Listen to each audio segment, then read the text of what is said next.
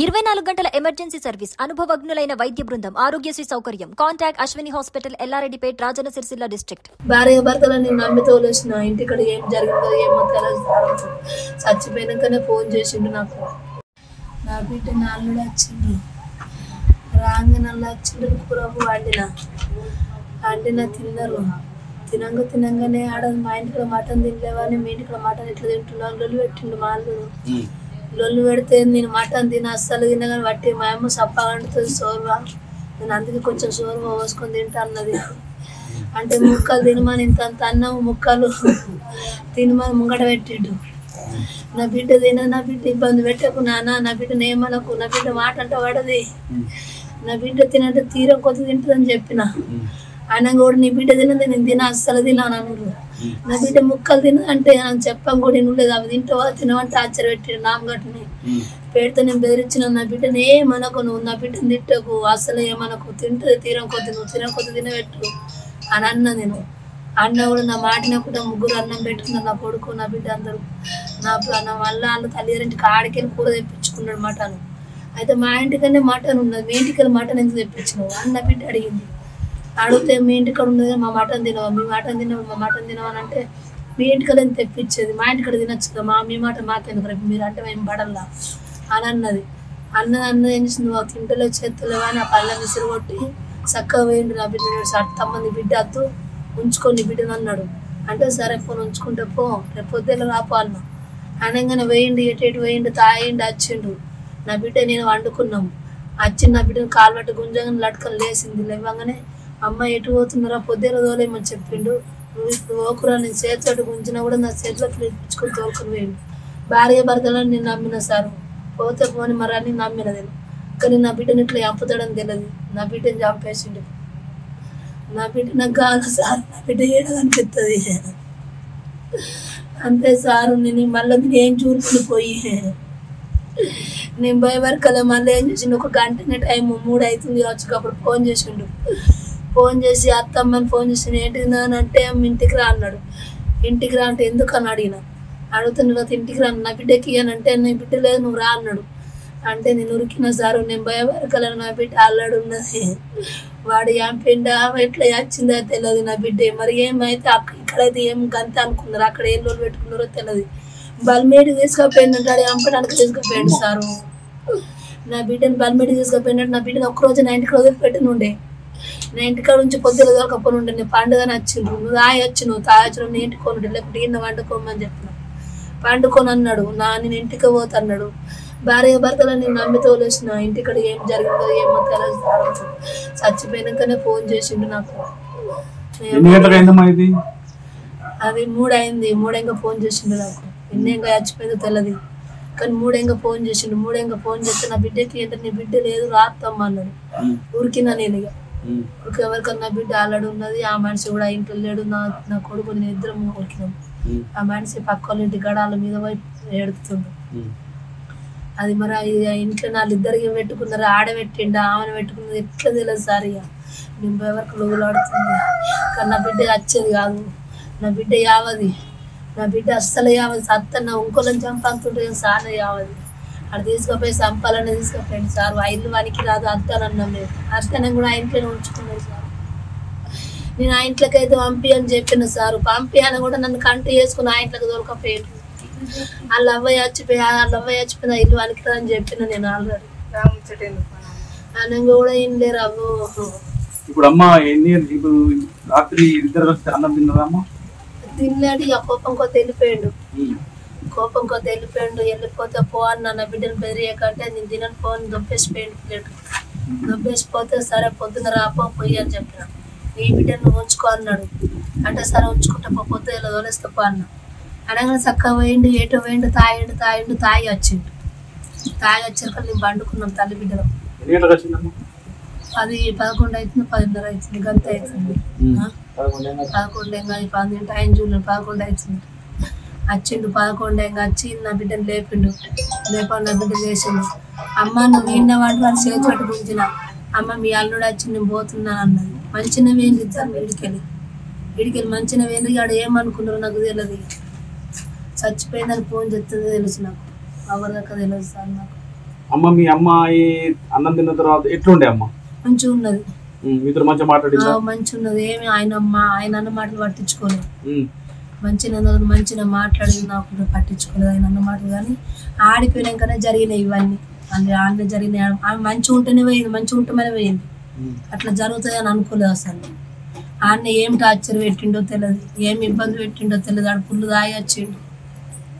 ఇంటికి ఎన్ని గంటలకు వచ్చిందమ్మా? 11 ఏం వచ్చింది సార్. ఆయన కాదు, పొద్దున ఎన్ని గంటలకు వచ్చింది? సాయంత్రం వచ్చింది సార్. 5 అవుతుంది వచ్చినప్పుడు వచ్చింది. ఇద్దరు వచ్చింది సార్. ఫస్ట్ ఒక్క ఆమె నచ్చింది. ఒక్క ఆమె నత్తే నన్ను విడిచిపెట్టి నువ్వు ఎట్లా వచ్చినావు అన్నాడు. అంటే ఇక దగ్గర ఉన్నది కదా, నేను ఇంటికి పోయి వస్తా, మళ్ళీ తర్వాత మన ఇద్దరు మధ్యమని వచ్చిన మా అమ్మ దగ్గరికి. మా అమ్మ పండుకున్నది కదా, లేచిందో లేవలేదు కానీ వచ్చినని చెప్పిండు. చెప్పాడు వచ్చి మళ్ళీ ఆమె దోలుకొని పోయిండు ఇంటికి. పోయి మళ్ళీ ఇంటికి పోయి ఇద్దరు కలిసి వచ్చిండ్రు.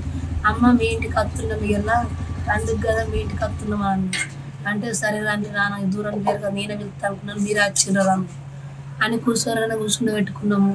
కూర్చుని పెట్టుకొని థమ్స్అప్ తాగినాము. ఆయన ఒక వీరు తెప్పించిన, ఇద్దరు బాబా మరి తాగిండ్రు. అన్నం తినమని చెప్పిన. తినంగానే ఈ గొడవ తినకన్నా గొడవ ముదిరించుకుని బయటికి వెళ్ళిపోయిండు. 11 ఏం వచ్చి నా బిడ్డను లేపుకొని పోయిండు. నేనే చేసిన సార్. వాళ్ళు ప్రేమించుకున్నారు సార్. ఫస్ట్ ప్రేమించుకున్నారంటే ఆయన బయట పారానికి పోయి వచ్చిండు. 3 ఏళ్ళు పోయి వచ్చినాక ఆయన వచ్చిండు. పారానికి పోకముందు ఇష్టపడ్డారట. నాకు తెలియదు ఆ విషయం. వచ్చినాక ఆయన డైరెక్ట్ నా ఇంటికి వచ్చిండు. అత్తమ్మ నీ బిడ్డని ఇస్తామని అన్నాడు. జోక్సులు చేయకనన్నా. రియల్ అత్తమ్మ నీ బిడ్డని ఇయ్య అన్నాడు. అంటే నేను ఇప్పుడు పెళ్లి చేయలేను, నేను ఇల్లు కడుతున్నా, నేను ఇప్పుడు పెళ్లి చేయలేను అని చెప్పాను. చెప్తే నేను ఇప్పుడే చేసుకున్నా అత్తమ్మ, 2 ఏళ్ళకి వేసుకుంటా, నేను మళ్ళీ పారను పోతా అన్నాడు. అంటే సరే పోను అనుకున్నా. అయితే పోనీ నా బిడ్డని అడిగిన, మమ్మీ నీకు ఇష్టమారని అడిగిన. మమ్మీ నాకు ఇష్టమేనారా బిడ్డ అని నా బిడ్డని అడిగితే, మమ్మీ నాకు కూడా ఇష్టమా అన్నది నా బిడ్డ. నాకు కూడా ఇష్టమని అంటే సరే పోనీ ఇద్దరు ఒప్పుకుంటే మరి ఆ ఇద్దరు ఇష్టమైనప్పుడు నేనేం చెప్తాను. మేము ఎప్పుడో ఇష్టపడ్డామని చెప్పిండ్రు. అంటే వీళ్ళ రేపు కాలం మంచిగా ఇష్టపడ్డప్పుడు నేనేం చేయాలని, సరే పని నేను ఇప్పుడు పెళ్లి 2 సంవత్సరాలకు పెళ్లి చేస్తా, ఎవరికి ఆవుతా అంటే ఒప్పుకుంటానన్నా. ఆవుతా అత్తమ్మ అన్నాడు. అన్నాక మళ్ళీ వారం 10 రోజులకు అత్తమ్మ నాకు వరపూజ కావాలా, నాకు వరపూజ కావాలంట. నువ్వు ఇలా వరపూజ అంటావు, రేపు పెళ్లి అంటావు, మేము చేసే పోషణ లేదు, మేము ఇల్లు కట్టుకుంటున్నాం అంటే లేదు, నాకు కాలు వరపూజన పెట్టు అంటే వరపూజన పెట్టిన సార్. వరపూజ పెట్టినాక పిలిపించుకొని వరపూజ పెట్టినాక మళ్ళీ 10-15 రోజులు నాకు పెళ్లి ఎత్తవా చేయవని ఎంబడబడుతుంది. నేను ఇప్పుడు ఏసంత పోసాను, నేను ఉన్న పైసలన్నీ ఇల్లుకి అవుతున్నాయి. నాకు ఏడున్న ఇల్లు అయినాక చేస్తా పెళ్లి, ఇప్పుడు నేను చెయ్యను. నా బిడ్డ కూడా మన్నది ఇల్లు అయినాక చేసుకుంటాను ఒప్పుకున్నది. ఆయననే నా బిడ్డ ఎంబడబడ్డాడు, నువ్వు పెళ్లి చేయమని ఎంబడబడి నాతోనే డైరెక్ట్ నాకు పెళ్లి ఎత్తువా లేదా అత్తమ్మ నీ బిడ్డ 20 ఏళ్ళది అయిందని నాతో అన్నా డైరెక్ట్. అనగానే చేత్తో పోని ఎప్పుడు నేను చూసి వచ్చి చేత్తో పోని గుళ్ళన్న చేత్తో పోని అని అనుకున్న మనసులో పెట్టుకొని సప్పుడే కూకున్న సారు. నేను ఎటో పోయింది చూసి నా బిడ్డను తీసుకొని ఎటో పోయింది సార్. తీసుకొని పోతే నేను పుల్లు ఏడ్చిన, రాయమ్మ దాయమ్మ నేను లగ్గం చేస్తారా అమ్మ, నా బిడ్డను తోలుకొని రా నాన్న అని కాళ్ళు మొక్కుతా అని దండం పెడతా అంటే నా భర్త వాళ్ళు పతిల్లడంగా ఎక్కడ పోయినరు ఏమో కానీ తెల్లారు తీసుకుని వచ్చిండు. తెల్లారు తీసుకుని వస్తే నేను పోయి లగ్గం పంతుల దగ్గరకు పోయి అడిగి పెట్టుకుని వచ్చి లగ్గం చేసిన సార్. వాళ్ళు అనుకున్నట్టు వాళ్ళకి ఏమనుకుంటా అట్లనే చేసిన. నాకు పెద్దగా కావాలన్నది నా బిడ్డ, పెద్దగానే చేసిన లగ్గం. నేను పెద్దగా చేసిన వాళ్ళు అనుకున్నట్టు చేసిన. నేను అందులో ఏమి తక్కువ చేయలేను సార్, కట్నం ఒప్పుకోలేను. నేను కట్నం పోయానే మొండికి పడ్డా. వాళ్ళు కూడా నాకు వద్దన్నారు కట్నం. బండి కూడా నేను పెట్టానన్నా, వాళ్ళు పెట్టమని అడగలేరు, నేను పెట్టానన్నా. నేను కట్నం పోయి ఆ బండి పెట్టాను, నా బిడ్డని ఎట్లా తీసుకుపోయాను అని నేను చెప్పిన. వాళ్ళు కూడా నాకు కట్నం అడగలేదు, అతడు కూడా నా కట్నం అడగలేడు. పోయి నా కట్నం లేకుండా సరే నీ బిడ్డ కావాలన్నాడు. నీ బిడ్డని అత్తమ్మ అన్నాడు. అంటే సరే పని నా బిడ్డ ఎన్నడక నాకు ఉన్నది ఒకతే బిడ్డ, ఎన్నడకున్న బతికినప్పుడు నా బిడ్డకు నేను ఇచ్చుకుంటాను చెప్పకుండా సార్. ఇంతే సారు, ఇంతే నేను అనుకున్నదమ్మా. నాయమ్మో నా బిడ్డ అక్కడ ఎటువంటి పరిస్థితులు ఉన్నాయి బిడ్డ? ఎక్కడ సార్ అక్కడ ఎవరికి ఊలాడుతుంది సార్, ఆల్రెడీ ఊలాడుతుంది సార్. నాకు ఫోన్ చేసిండు. మరి భయంకి వెళ్ళిండు, ఎట్లా వెళ్ళిన బయటికి వెళ్ళిండు. మేము బాగుడితోనే ఊగుతుంది అట్లనే పోయి ఉరికిపోయి కాలు పట్టుకున్నాం. మేము కాలు పట్టుకొని నా కొడుకు చేసిండు, కింద పట్టుకొని మేము ఏడుతా అందరు జమైండు సార్. అందరూ కచ్చిరు మేము కొట్టుకోగానే అంతే సార్ అంతే. అమ్ములు నా బిడ్డ పేరు గంగోత్రి సార్. గంగోత్రి పేరు పెట్టుకున్న 20 పడ్డాయి సార్. మొన్న 8 నెలల 18 తారీఖు 20 పడ్డాయి నా బిడ్డకు. నేమ్మా నేను 2 ఏళ్ళకి ఎత్తన్నా ముచ్చట ఇట్లా వేసిండు సార్ నా బిడ్డని. ఒక రోజు పోయిన తెల్లారు వచ్చిండు. మేము బాతిల్లాడితే తెల్లారి పొద్దు సాయంత్రం వరకు వచ్చిండు. తీసుకొచ్చి నేను నైట్ అంతా పుల్లు ఏడ్చి మాట్లాడినా కూడా నా బిడ్డకు చూపెట్టలేడు, వినిపించలేడు. తెల్లారి వినిపించుకొని తీసుకొచ్చిండు. నిమిషాలు పెట్టిన కోద్దాం వినిపించి తీసుకొచ్చిండు. నా బిడ్డ ఉండలేదు, పోదాం మా అమ్మ బతుకది, మా అమ్మ ఉండదు అనుకుంటా వచ్చింది. వచ్చినాకనే ఆమె ఇష్టమైన ఒప్పుకుంటనే పెళ్లి చేసిన నేను. ఎవరు అయ్యా అంతే సార్, ఇంకేం లేదు నా దగ్గర. అమ్మా దాయ చిట్టమ్మా